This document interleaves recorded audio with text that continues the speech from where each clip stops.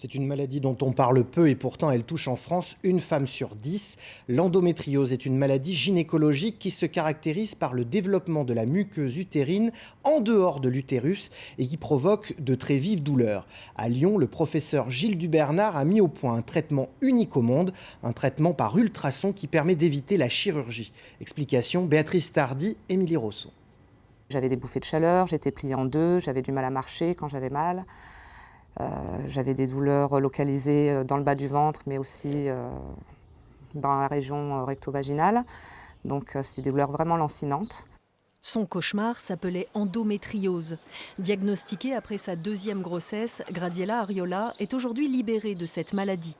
En janvier 2016, elle accepte d'être l'une des 10 patientes traitées par ultrason focalisé de haute intensité, une technique nouvelle proposée par le professeur Dubernard. À la première consultation, quand il a touché le nodule, j'ai hurlé. Pourtant, je ne suis pas quelqu'un de douillette, mais c'était vraiment un nodule très douloureux. Et tout de suite après l'opération, quand il a retouché le nodule, c'est comme s'il était anesthésié, j'avais plus mal. À l'hôpital de la Croix-Rousse, une nouvelle patiente pour cette étude clinique. L'appareil Focal One, utilisé habituellement pour traiter par ultrason le cancer de la prostate chez les hommes, est détourné de son usage premier. Mais si la prostate est à 3-4 cm de la marge anale, les lésions endométriosiques sont bien plus profondes. La lésion, elle est là.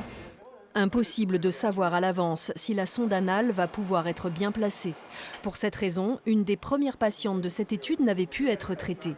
Aujourd'hui, une technique simple leur permet d'aller plus loin. On met une pince sur le col de l'utérus et l'utérus est finalement assez mobile. Et donc rien que le fait de mettre une pince sur le col permet d'exercer une légère traction, permet de gagner facilement 2 cm. Et 2 cm, c'est assez énorme pour pouvoir monter la sonde plus haut. C'est ce qui s'est passé là, on a tout de suite mis la pince et donc on a pu passer très largement au-dessus et au-dessous du nodule. Donc je pense qu'on a quasiment franchi l'obstacle technique qu'on avait observé lors des 2-3 premières patientes. Ce schéma permet de comprendre la position de la sonde et le nodule à brûler, ici en rouge. Seul risque majeur, créer une fistule dans la paroi intestinale. Ce qu'on veut surtout pas, c'est risquer de brûler la paroi digestive. Donc c'est pour ça qu'on se donne une marge de sécurité d'environ 3 à 5 mm. On est bien, donc on va y aller tranquille. D'accord. Sous anesthésie locale, la patiente est consciente, mais elle ne va rien sentir.